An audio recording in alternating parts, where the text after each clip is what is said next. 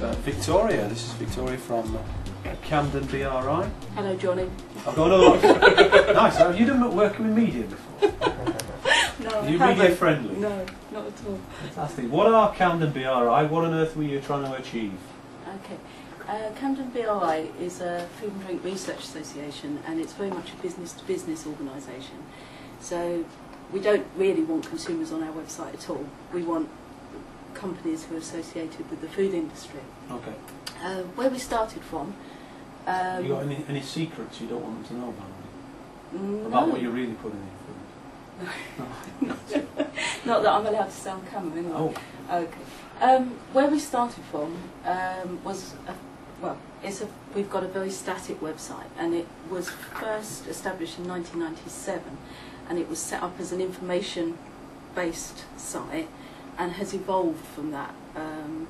And now we do take bookings online, we do allow people to buy publications online, but it's all very static. Very much Web 1, and really what we want to move to is more of the interactivity and some of the features that are offered by Web 2.0. Yeah.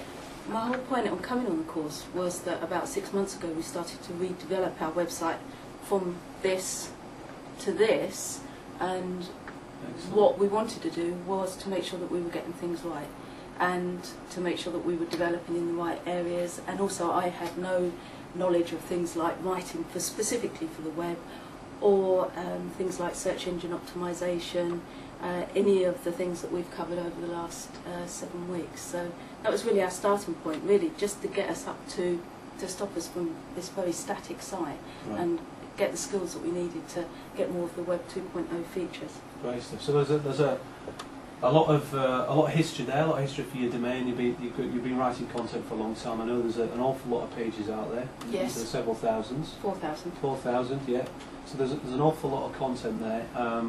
So there was a sense of the kind of business being on a bit of a journey when it comes to sort of the engagement of the web, and having to sort of catch up and then hopefully kind of catapult through into quite an interesting Web 2, more kind of community-focused, user-centred kind of approach to what you're doing. Yeah, I think that's what we picked up on straight away. In the first week we started talking about communities, and I mean our business is ideally placed for that kind of thing, because we have a panel system which is made up of our members, because we're a membership organisation. So as a member you can come along, you can sit on a panel, you can say this is how you want us to spend your subscription. Yeah. So we've got some ready-made communities already. Yeah, that's interesting. So you're already comfortable with this idea of community. yeah, oh, definitely, and how we can make more of it, and how it can feed into the business. Yeah. And then starting getting these people to interact with each other, because part of what they come for when they come to our business is the networking opportunities that offers. So Yeah. of course forums and wikis and those kind of things are going to be absolutely ideal for certain areas of our business. And a lot of opportunity for you to get into kind of user-generated content. Definitely. You lead and set the kind of the technological benchmark. You do the rigor with the research, but there's huge opportunities for them to kind of write about the impact and talk to each other about, across the website, across the facilities, about how they're implementing your research, how they're using you, how they're interacting with you. Most definitely. How they're adding value to the whole kind of organisation. So yeah, it's quite an exciting time, really. It is. Okay, so take me through some of the stages then. Web, this kind of whole Web 2 thing. Is it a cliche? Is it profound? What is it going to mean to bunches going forward from here? Well, to Camden, it's going to. Can we go with that again then? This Web 2 thing. I'm so desperate not to say it. He's determined No, I've got to it get somewhere it in. else. Bunches. Do not say, I can see it there. Do not say bunches. Okay, Web 2 then. What does it mean to Camden BRI? I think that the interactive user-generated content could be a big thing for us. We have a big interaction with our membership, as I've already mentioned.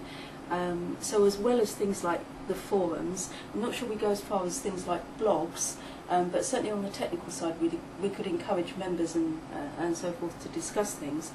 But also we could encourage things like reviews for training courses. A big part of our business is training courses. We train the industry.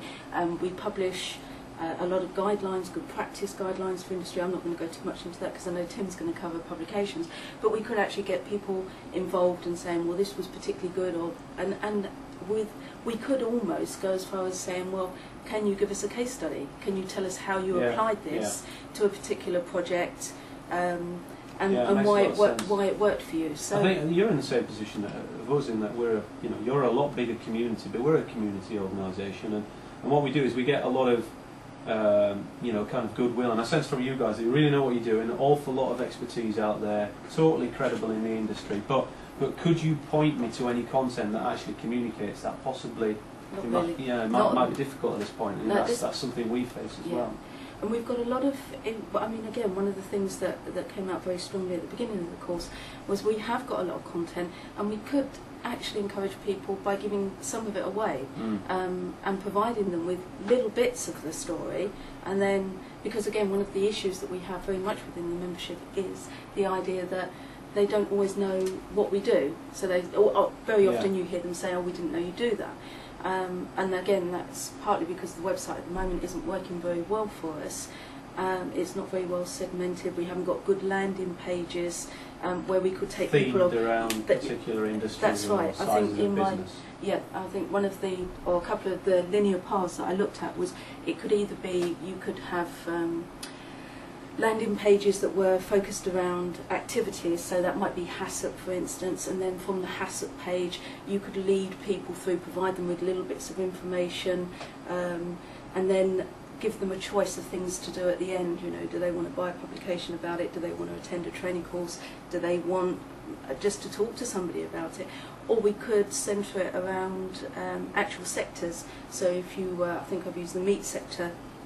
If you were working in the meat industry, we could have a good landing page that's centred all around the things that were affecting people working in that particular industry. And again, just the same linear path through. Here's a little bit of information, maybe some video. That's the other thing that we're looking at. So some freebies, some sense of that content, and some sense of an into the amount of the sheer volume of expertise good stuff that you've got. That we've got. There could be some freebies. There could be kind of pay to download reports, right through to commissioning a piece of research with perhaps a short course in there along the way. So lots of kind of different price points for different things. Yeah. Excellent. Yeah. There's it's most people that we come across fundamentally don't have the content to go forward with. Yours is different. It's I sense a huge amount of content and value in there, but it's much more about unlocking it. Yeah. But still commoditising it at the same time. Because again, that was another big area for me, this idea of persuasive content. What we haven't done is written for the web previously, and obviously the couple of weeks that we did around actually generating persuasive content was a real eye-opener, really.